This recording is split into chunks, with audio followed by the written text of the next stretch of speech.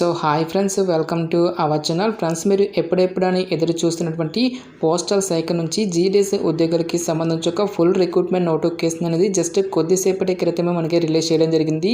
ఈ యొక్క నోటిఫికేషన్ ద్వారా టోటల్గా మనకి 21,000కి పైగా వేకెన్సీస్ని రిక్రూట్మెంట్ అనేది చేయడం జరుగుతుంది గైస్. ఓన్లీ మీరు 10th క్లాస్ అనేది పాస్ అయితే సరిపోతుంది. ఈ యొక్క జాబ్స్కి మనము అప్లై అనేది చేసుకోవచ్చు.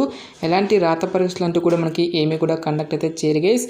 ఈ విధంగా ఈ యొక్క నోటిఫికేషన్కి సంబంధించి కంప్లీట్ డీటెయిల్స్ అన్నిటిని కూడా ఈ యొక్క వీడియోలో డిస్కస్ అయితే చేద్దాం. సో ఎవరు కూడా స్కిప్ అయితే చేయదు గైస్. ఫస్ట్ టైం మన ఛానల్ని విజిట్ చేస్తున్నట్టయితే కనుక సబ్స్క్రైబ్ అయితే చేసుకుని బెల్ ఐకాన్ కూడా యాక్టివేట్ చేసి పెట్టుకోండి. ఇంకా ఎవరైనా వీడియోని లైక్ చేయనట్టయితే కనుక డెఫినెట్గా వీడియోని లైక్ చేసేటువంటి ప్రయత్నం అయితే చేయండి guys. Okay, let's start the video. Friends, ఈ యొక్క పోస్ట్కి సంబంధించి ముందుగా ఇంపార్టెంట్ డేట్స్ కనుక చూసుకున్నట్టయితే కనుక సో మనకి February 10th నుంచి కూడా అప్లికేషన్ ప్రాసెస్ అనేది స్టార్ట్ కావడం జరిగింది. ఇక లాస్ట్ డేట్ విషయానికి వచ్చేట్లయితే కనుక March 3rd వరకు కూడా ఈ యొక్క రిక్రూట్మెంట్కి ఆన్లైన్లో అప్లికేషన్స్ అనేవి సబ్మిట్ అయితే చేసుకోవాల్సి అయితే ఉంటుంది. సో ఇక ఆన్లైన్ అప్లికేషన్ ప్రాసెస్లో మీరు ఏవైనా మిస్టేక్స్ కనుక చేసుకున్నట్టయితే కనుక సో మనకి ఎడిట్ ఆప్షన్ అనేది March 6th నుంచి March 8th వరకు కూడా ఒక లింక్ అనేది ఆఫీషియల్ వెబ్సైట్లో అయితే పెట్టడం జరుగుతుంది. సో ఒక లింక్పై క్లిక్ చేసి మీరు ఒక మిస్టేక్స్ని మళ్ళీ మనము ఎడిట్ అనేది చేసుకోవడానికి ఛాన్స్ అనేది కల్పిస్తూ ఉన్నారు. సో ఈ యొక్క జాబ్ నోటిఫికేషన్కి ఎవరెవరు అప్లై చేసుకోవచ్చు అని చూసుకున్నట్టయితే కనుక ఆల్ ఇండియా నేషనల్ సిటిజన్స్ అందరికీ కూడా మనకి ఈక్వల్ ఛాన్స్ అనేవి ఇవ్వడం జరిగింది కాబట్టి సో మరి ఏ స్టేట్కి చెందిన వారైనా సరే ఈ యొక్క జాబ్స్కి అప్లై అనేది చేసుకోవచ్చు. సో ఈ యొక్క నోటిఫికేషన్ ద్వారా మనకి జీడీఎస్ గ్రామీణ డాక్ సేవకు ఉద్యోగులతో పాటుగా branch post master Dak Sevak అని చెప్పేసి ఈ యొక్క ఉద్యోగాలను అయితే రిక్రూట్మెంట్ అనేది చేయడం జరుగుతుంది.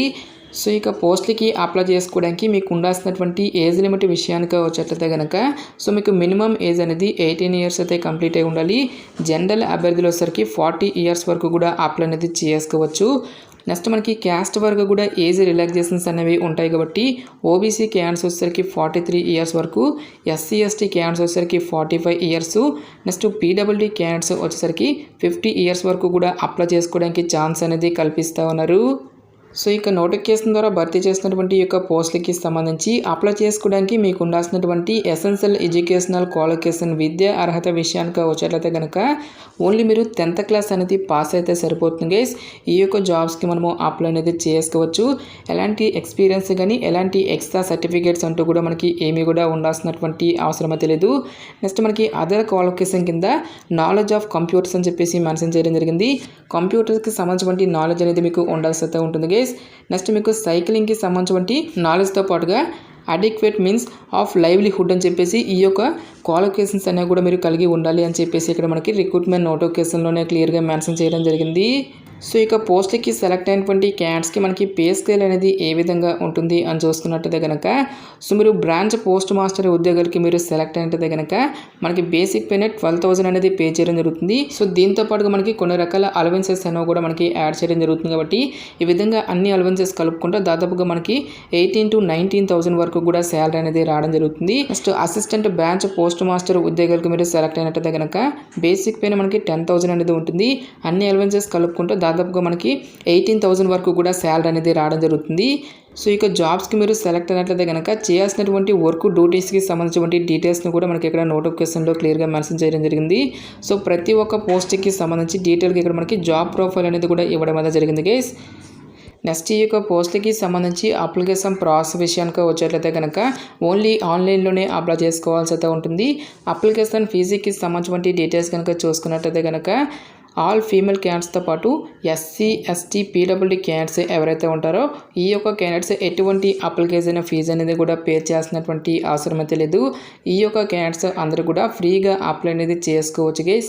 సో రిమైనింగ్ కేటగిరీకి చెందినటువంటి క్యాండిడేట్స్ అందరూ కూడా 100 rupees అప్లికేషన్ ఫీజు అయిన దాన్ని ఆన్లైన్లో పే చేయాల్సి అయితే ఉంటుంది.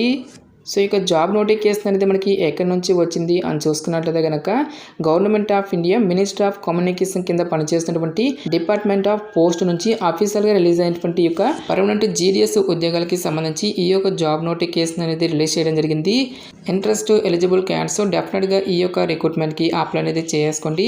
సో ఇక పోస్ట్లకి సెలెక్ట్ అయినటువంటి క్యాండిడేట్స్కి జాబ్ పోస్టింగ్ అనేది కూడా మన సొంత రాష్ట్రంలోనే ఉంటుంది కాబట్టి సో ఎవరు కూడా ఈ యొక్క ఛాన్స్ అనేది మిస్ అనేది చేసుకోవద్దు గైస్.